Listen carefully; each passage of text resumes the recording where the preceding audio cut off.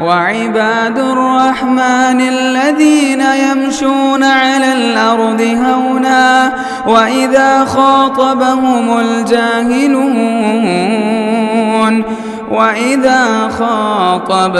الجاهلون قالوا سلاما.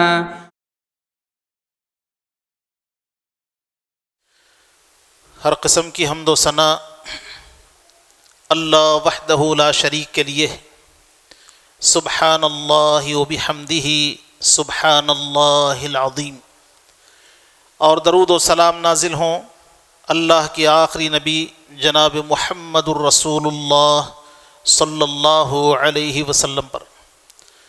اللہم صلی علی محمد وعلی آل محمد کما صلیت علی ابراہیم وعلی آل ابراہیم انک حمید مجید. اللہم بارک علی محمد وعلی آل محمد کما بارکت علی ابراہیم وعلی آل ابراہیم انک حمید مجید. محترم حضرات، حمد و صلوات کے بعد آج کی ملاقات میں ایمان کی اہمیت اور اس کی فضیلت سے متعلق کچھ باتیں میں آپ کے سامنے رکھنے کی کوشش کروں گا. اللہ تعالی ہم سب کو بات سمجھنے اور عمل کرنے کی سعادت نصیب فرمائے.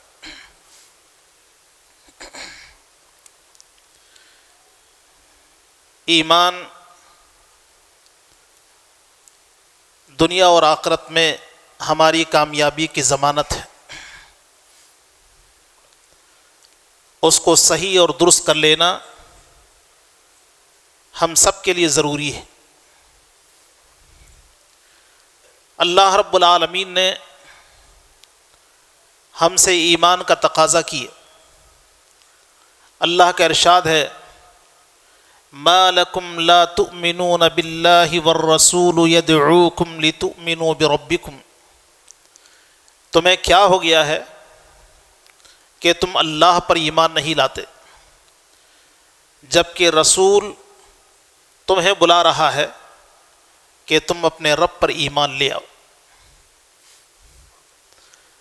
اہل ایمان سے اللہ تعالیٰ نے اس بات کا تقاضا بھی کیا یا ایھا الذین آمنوا آمنوا باللہ ورسولہ. اے ایمان والو اللہ اور اس کے رسول پر ایمان لے آؤ اور اس کتاب پر ایمان لاؤ جس کو اس نے محمد صلی اللہ علیہ وسلم پر نازل کیا، اور ان کتابوں پر بھی جو محمد صلی اللہ علیہ وسلم سے پہلے دیگر انبیاء علیہم السلام کو دی گئیں. ایمان کس کو کہتے ہیں؟ ایمان کا معنی یقین سے کیا جاتا ہے اور انسان کے وہ پختہ ارادے جن میں کسی قسم کا شک اور شبہ نہ ہو. اسلام کی اصطلاح میں 6 باتوں کو ماننا ایمان کہلاتا ہے. اللہ کے نبی صلی اللہ علیہ وسلم کی خدمت میں جبریل علیہ السلام انسانی شکل و صورت میں حاضر ہوئے. دین کے حوالے سے 5 سوالوں کو کیا. ان میں ایک سوال یہ تھا اخبرنی عن الایمان، ایمان کے بارے میں خبر دیجیے. رسول اللہ صلی اللہ علیہ وسلم نے ارشاد فرمایا ان تؤمن باللہ وملائکتہ وکتبہ ورسلہ والیوم الآخر وتؤمن بالقدر خیرہ وشرہ. ایمان یہ ہے کہ اللہ پر، اس کے رسولوں پر، اس کی کتابوں پر، اس کے فرشتوں پر، قیامت کے دن پر اور تقدیر کے اچھے اور برے ہونے پر یقین کیا جائے. یہ 6 باتیں ارکان ایمان کہی جاتی ہیں. پیارے نبی صلی اللہ علیہ وسلم نے ایک حدیث میں بیان فرمایا کہ ایمان کے 60 سے زیادہ یا 70 سے زیادہ شعبے ہیں. فَأَفْضَلُهَا قَوْلُ لَا إِلَهَ إِلَّا اللَّهُ وَأَدْنَاهَا إِمَاطَةُ الْأَذَى عَنِ الطَّرِيقِ ایمان کی افضل ترین شاخ یہ ہے کہ انسان اپنی زبان سے کہے اللہ کے علاوہ کوئی عبادت کے لائق نہیں، اور ادنا شاخ یہ ہے کہ راستے سے تکلیف دینے والی چیز کو ہٹا دیا جائے۔ ایمان باللہ کی اہمیت یہ ہے کہ رسول اللہ صلی اللہ علیہ وسلم نے بیان فرمایا کہ اللہ پر ایمان سب سے بڑی نیکی۔ پیارے نبی صلی اللہ علیہ وسلم سے سوال کیا گیا کہ اللہ کے نبی افضل ترین نیکی کیا ہے؟ تو آپ نے بیان فرمایا الایمان باللہ ورسولہ، اللہ اور اس کے رسول پر ایمان لانا یہ افضل ترین نیکی، اور یہی وہ نیکی ہے کہ جس پر دیگر اعمال تلے جائیں گے، اور اگر ایمان نہ ہو تو دیگر کاموں کی کوئی حیثیت نہیں ہے۔ اللہ رب العالمین نے ارشاد فرمایا وَقَدِمْنَا مَا عَمِلُوا إِلَى مَا عَمِلُوا مِنْ عَمَلٍ فَجَعَلْنَاهُ هَبَاءً مَنْثُورًا، قیامت کے دن کچھ لوگ نیکیاں اٹھا کے لائیں گے لیکن اللہ تعالیٰ ان کی نیکیوں کو غبار بنا کے اڑا دے گا، کوئی حیثیت نہیں۔ فَلَا نُقِيمُ لَهُمْ يَوْمَ الْقِيَامَةِ وَزْنًا، ہم قیامت کے دن ان کی نیکیوں کا کوئی وزن ہی نہیں کریں۔ اللہ کے نبی صلی اللہ علیہ وسلم سے سیدہ عائشہ رضی اللہ عنہا نے مکہ کے ایک بڑے انسان عبداللہ ابن جدعان کے بارے میں پوچھا کہ اے اللہ کے نبی، کیا عبداللہ ابن جدعان کو اس کی اچھائیاں فائدہ پہنچائیں گی؟ تو اللہ کے نبی صلی اللہ علیہ وسلم نے فرمایا کہ اے عائشہ، اس نے زندگی میں کبھی یہ نہیں کہا رب اغفر لی خطیئتی یوم الدین، اللہ قیامت والے دن میرے گناہوں کو معاف کرنا، یعنی اللہ پر اس کا ایمان ہی نہیں تو کیسے اللہ تعالیٰ اس کی اچھائیوں کو قبول کرے گا۔ عبداللہ ابن جدعان کی اچھائیوں میں، اس کی نیکیوں میں یہ بات تھی کہ وہ مظلوموں کی حمایت کرتا تھا، یتیموں کمزوروں کو کھانا کھلایا کرتا تھا، اور یہ ایسی نیکی ہے کہ جس نیکی کو اللہ نے ایمان والوں کے ساتھ جوڑ دیا ہے۔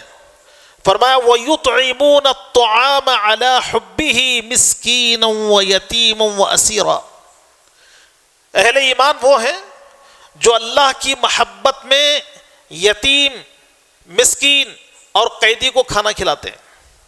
یہی کام عبداللہ ابن جدعان کر رہا تھا۔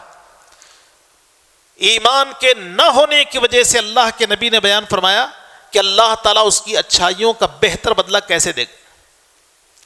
دوسری طرف حکیم ابن حزام رضی اللہ عنہ اللہ کے نبی صلی اللہ علیہ وسلم کی خدمت میں عرض کرتے ہیں کہ اے اللہ کے نبی، زمانے جاہلیت میں کچھ خیر کے کام ہم کر لیا کرتے تھے، غلاموں کو آزاد کرتے تھے، فلاں فلاں کام کرتے تھے، کیا اللہ تعالی ہماری ان اچھائیوں کا بہتر بدلہ دے گا؟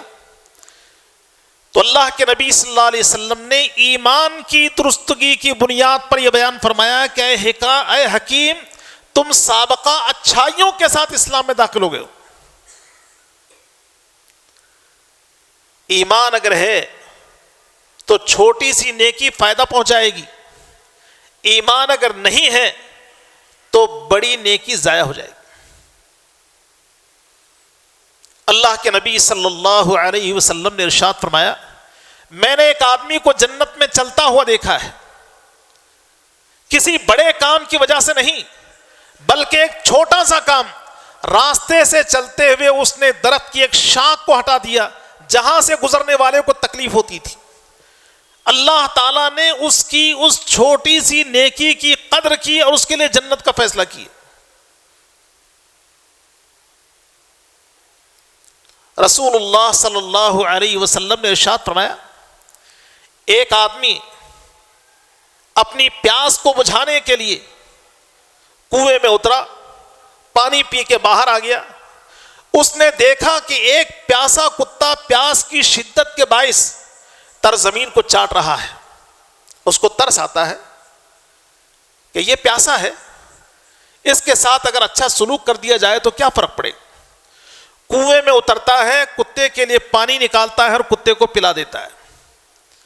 اللہ کے نبی صلی اللہ علیہ وسلم نے ارشاد فرمایا اللہ نے اس کے اس اچھے کام کی قدر کی اور اس کے لیے جنت کا فیصلہ کی۔ صحابہ نے کہا کہ اللہ کے نبی کیا حیوان کے ساتھ اچھے سلوک پر نیکی ملے گی؟ تو اللہ کے نبی نے فرمایا کہ ہر جاندار کے ساتھ اچھے سلوک پر نیکی ملے گی۔ دوسری طرف مکہ والے ہیں، بیت اللہ کی خدمت کرنے والے ہیں، حاجیوں کو پانی پلانے والے ہیں، مسجد حرام کی تعمیر کرنے والے ہیں۔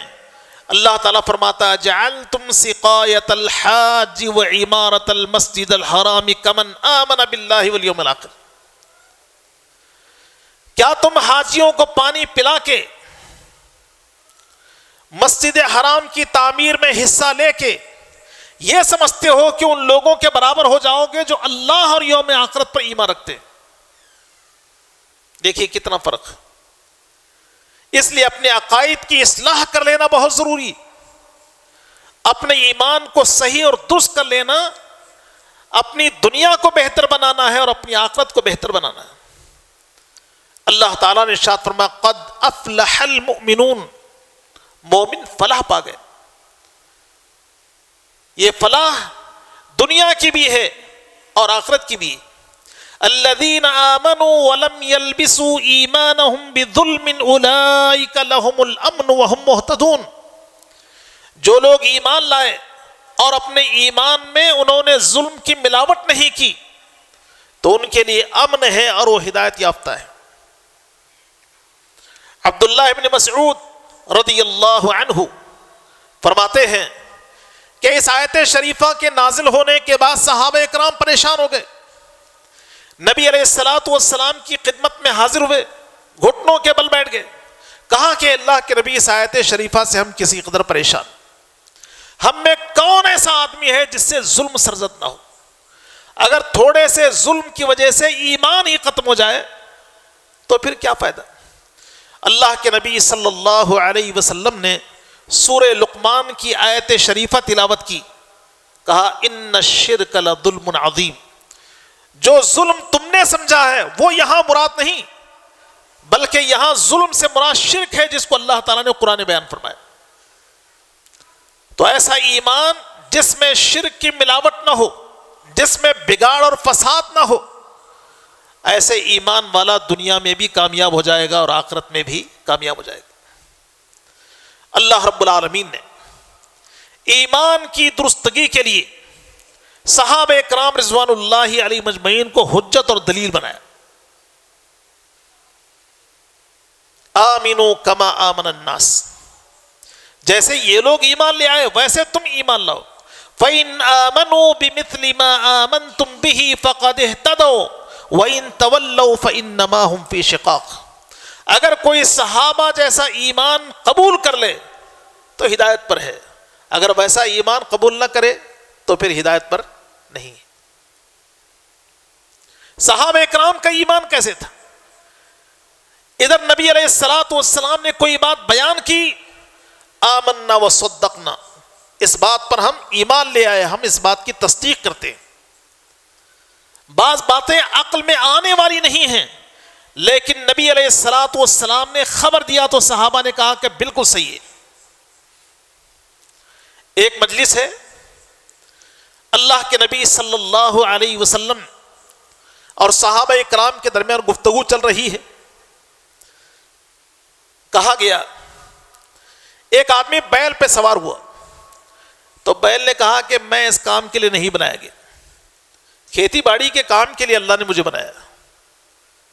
لوگوں نے کہا کہ دیکھو عجیب بات ہے، کیا بیل بھی بات کرتا ہے؟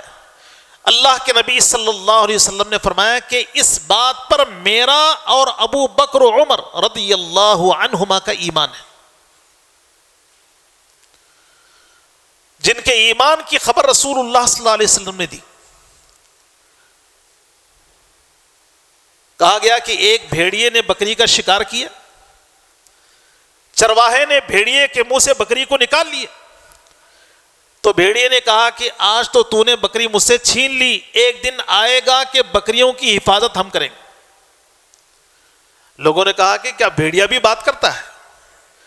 اللہ کے نبی صلی اللہ علیہ وسلم نے فرمایا کہ اس بات پر میرا ابو بکر و عمر رضی اللہ عنہما کا ایمان ہے۔ اللہ کے نبی صلی اللہ علیہ وسلم کی خدمت میں معاویہ بن حکم السلمی رضی اللہ تعالیٰ عنہ آئے اور کہا کہ اللہ کے نبی، میری ایک لونڈی ہے جو احد کے دامن میں میری بکریوں کو چراتی ہے۔ میں ایک انسان ہوں، مجھے غصہ آتا ہے جیسے اور لوگوں کو غصہ آتا ہے۔ اس کی کوتاہی کی وجہ سے، غفلت کی وجہ سے بھیڑیے نے میری بکری کا شکار کر لیا۔ مجھے غصہ آیا، میں نے ایک تھپڑ مار دیا۔ اے اللہ کے نبی، مجھے احساس ہوتا ہے کہ میں نے غلطی کی، مجھے ایسا نہیں کرنا چاہیے تھا، کیا میں اس کو آزاد کر دوں؟ رسول اللہ صلی اللہ علیہ وسلم نے فرمایا کہ تم اپنی لونڈی کو میرے پاس لے آؤ۔ لونڈی نبی علیہ الصلوۃ والسلام کی خدمت میں لائی گئی۔ اللہ کے نبی نے اس سے دو سوال کیے۔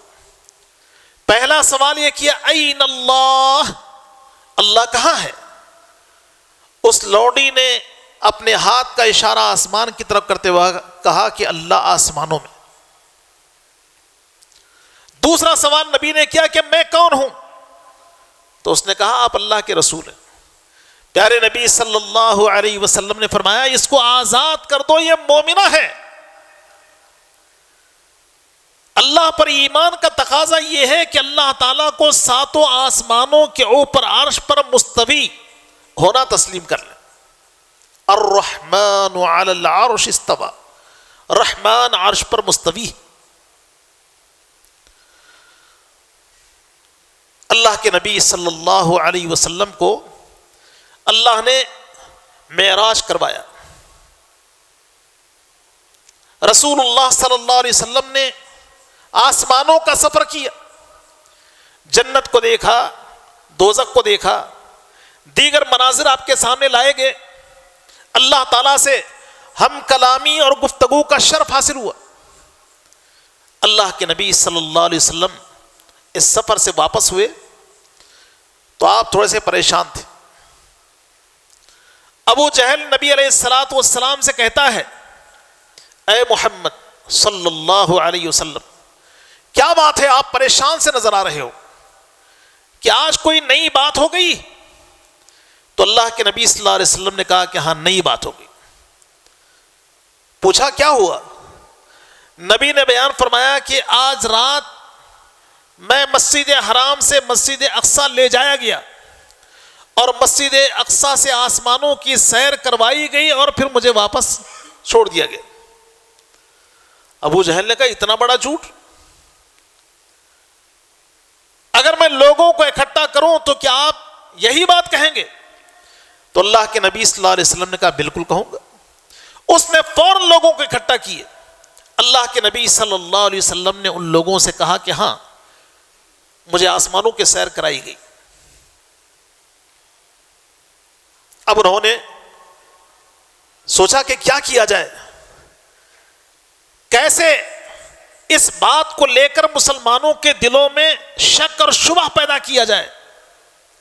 لیکن ایمان والوں کے بارے میں رب نے قرآن میں بیان فرمایا، انما المؤمنون الذین آمنوا باللہ ورسولہ ثم لم یرتابوا، ایمان والے وہ ہیں کہ اللہ اور اس کے رسول پر ایمان کے بعد شک کی گنجائش کو باقی رہنے نہیں دیتے۔ انہوں نے آپس میں مشورہ کر کے ابو بکر رضی اللہ تعالیٰ عنہ کے سامنے بات رکھنے کا فیصلہ کیا۔ ابو بکر رضی اللہ عنہ کے پاس گئے، کہا کیا یہ ممکن ہے کہ ایک آدمی راتوں رات مسجد حرام سے مسجد اقصی جائے، مسجد اقصی سے آسمانوں کی سیر کر کے واپس بھی ہو جائے؟ ابو بکر رضی اللہ تعالیٰ عنہ نے کہا کہ یہ بات کس نے کہی؟ ان کو اب اندازہ ہوا کہ محمد صلی اللہ علیہ وسلم کی تکذیب کی جائے گی، آپ کو جھٹلایا جائے گا۔ لیکن ابو بکر صدیق نے کہا کہ کس نے کہی؟ جب انہوں نے کہا کہ تمہارے صاحب کہتے ہیں، محمد صاحب نے یہ بات کہی، تو ابو بکر رضی اللہ تعالیٰ عنہ نے فوراً کہا کہ اگر میرے نبی کہتے ہیں تو سچ کہتے ہیں۔ یہ ایمان ہے. اسی لیے اللہ رب العالمین نے بیان فرمایا آمنو کما آمن الناس. ایمان کے لیے، عقیدہ اور عمل کے لیے صحابہ اکرام رضوان اللہ علیہم اجمعین اسوہ اور نمونہ ہیں. اور اگر صحابہ کی روش کو چھوڑ دیا جائے تو ایسی صورت میں انسان گمراہی کے راستے پر چل پڑے گا. وَمَن يُشَاقِقِ الرَّسُولَ مِن بَعْدِ مَا تَبَيَّنَ لَهُ الْهُدَى وَيَتَّبِعْ غَيْرَ سَبِيلِ الْمُؤْمِنِينَ نُوَلِّهِ مَا تَوَلَّى وَنُصْلِهِ جَهَنَّمَ وَسَاءَتْ مَصِيرًا. ہدایت کے واضح ہو جانے کے بعد جو رسول کی مخالفت کرے اور مومنوں کی روش کو چھوڑ کر کسی اور روش کو اختیار کر لے، ہم دنیا میں اس کو اس راہ پر چلا تو دیں گے لیکن اس کا ٹھکانہ جہنم ہے. ایمان کی سلامتی اور تجدید ایمان کی ہمیشہ فکر ہونی چاہیے. انسان ہونے کے اعتبار سے کہیں نہ کہیں بھول ہو جاتی، اس بھول پر اپنے ایمان کو صحیح کر لینا چاہیے. رسول اللہ صلی اللہ علیہ وسلم نے بیان فرمایا کہ اگر کسی نے اللہ کے علاوہ کسی اور کے نام کی قسم کھا لی تو اس کو کہنا چاہیے لا الہ الا اللہ، اللہ کے علاوہ کوئی معبود برحق نہیں. اگر کسی کے دل میں شیطان وسوسے ڈالتا ہو اللہ اور اس کے رسول پر ایمان کے حوالے سے، حدیث میں ذکر کیا گیا کہ تم میں سے کسی کے پاس شیطان آتا ہے اور اس کے دل میں یہ بات ڈالتا ہے بتاؤ فلاں چیز کو کس نے پیدا کی، تو انسان کہے گا اللہ نے پیدا کی.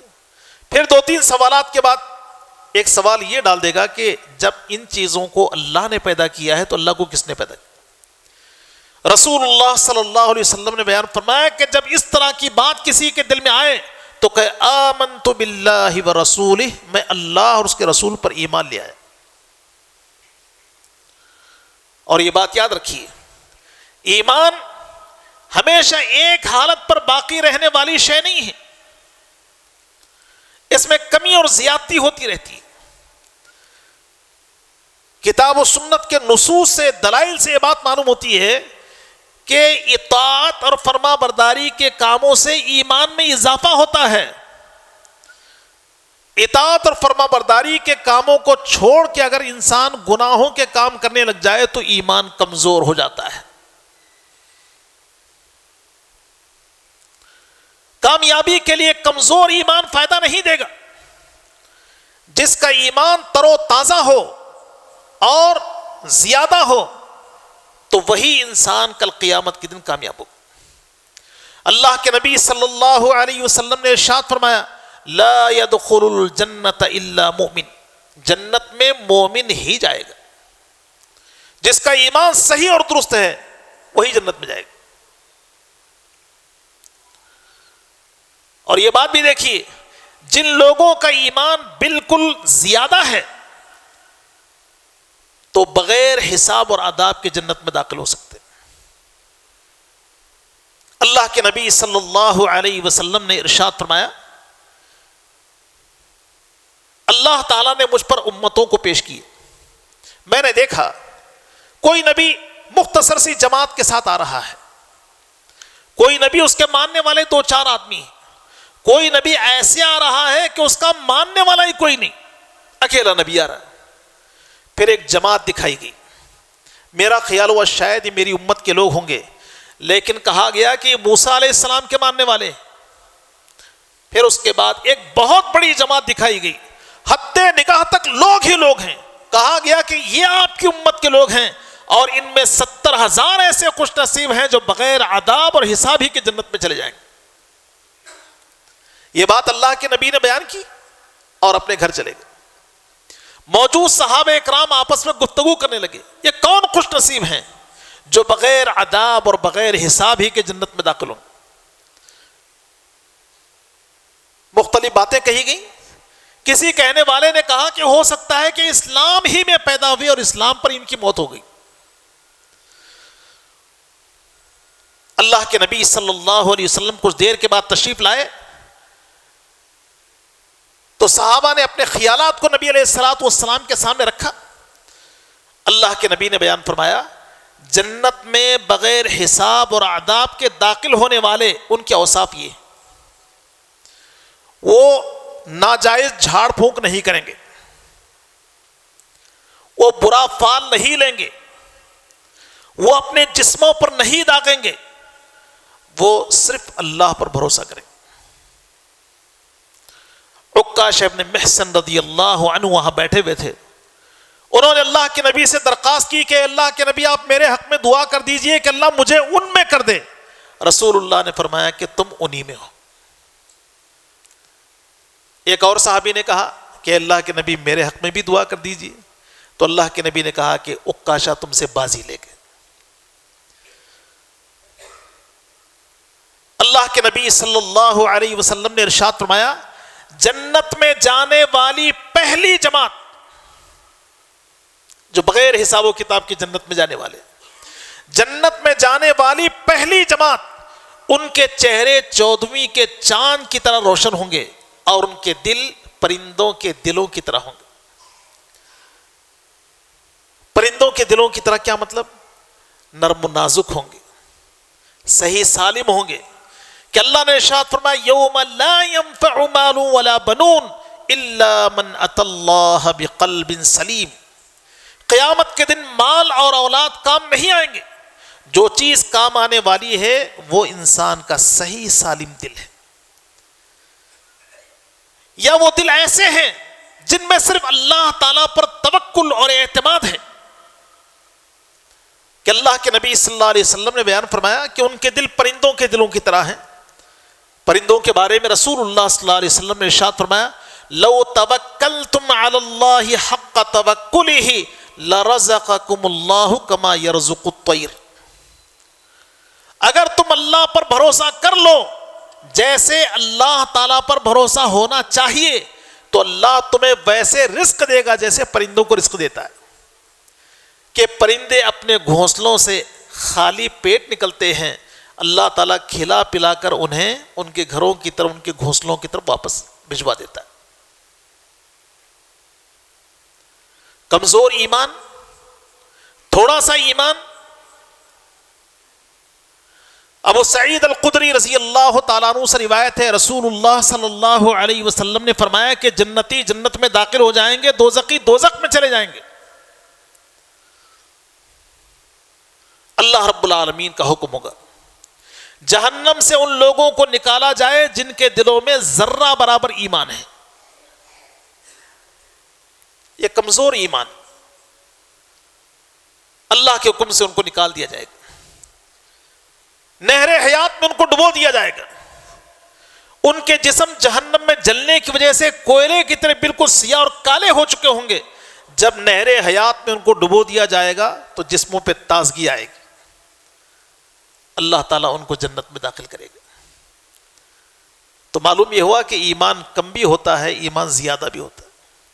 اپنے ایمان کو بڑھانے کی کوشش کرنا چاہیے۔ ہر وہ کام جس کو کرنے کا اللہ اور اس کے رسول نے حکم دیا ہے حسب استطاعت کر لینا چاہیے۔ فاتقوا اللہ ما استطعتم، اپنی طاقت کے مطابق اللہ تعالیٰ سے تم ڈرتے رہو۔ ہمیشہ اپنے عقیدے کی فکر کرنی چاہیے، اپنے عمل کی فکر کرنی چاہیے۔ صرف آمنت باللہ کہنے سے کافی نہیں ہوگا، ایمان کے جو تقاضے ہیں ان تقاضوں کو پورا کیا جائے، اور ایمان میں عمل داخل ہے۔ اگر کوئی یہ سمجھے کہ صرف زبان سے اقرار کا نام ایمان ہے، یہ کافی نہیں ہے۔ زبان سے اقرار بھی ہونا چاہیے، دل سے تصدیق بھی، اور عمل سے اظہار بھی۔ جب یہ تینوں چیزیں شامل ہوں تو انسان کا ایمان صحیح ہوتا ہے۔ اور اللہ کے نبی صلی اللہ علیہ وسلم نے بعض اعمال کی طرف اشارہ کیا جو تکمیل ایمان کا باعث بنتے ہیں، تو ان کاموں پر بھی ہماری توجہ ہونا چاہیے۔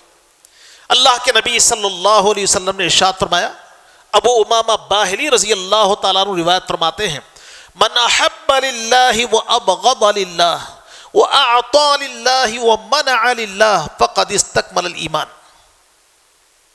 جو اللہ کی خاطر کسی سے محبت کرے، اللہ کی خاطر کسی سے دشمنی مول لے، اللہ کی خاطر کسی کو کچھ دے، اللہ کی خاطر اپنے ہاتھ کو روک لے، فَقَدْ اسْتَكْمَلَ الْإِيمَانِ، اس نے اپنے ایمان کو مکمل کر لیے۔ تو ہمیشہ اپنے ایمان کو صحیح اور درست کرنے اور اپنے ایمان کو مکمل کرنے کی فکر کرتے رہنا چاہیے۔ اللہ رب العالمین ہم سب کو نیک توفیق عطا فرمائے، اللہ ہمارے عقائد کی، ہمارے ایمان کی اصلاح فرمائے، اور اللہ تعالیٰ نیک عمل کی ہمیں توفیق نصیب فرمائے۔ آمین۔ وآخر دعوانا الحمد للہ رب العالمین، والسلام علیکم ورحمۃ اللہ وبرکاتہ۔ مسجد عباد الرحمن کے پلیٹ فارم سے ہونے والی دعوت و تبلیغ کے مشن کو آگے بڑھانے میں ہمارا بھرپور ساتھ دیں۔ علم و عمل سے ناطہ جوڑنے کے لیے اہل علم سے جڑیں۔ مسجد عباد الرحمن کے یوٹیوب چینل کو سبسکرائب کریں اور آگے شیئر کرنا ہرگز نہ بھولیں۔ فجزاکم اللہ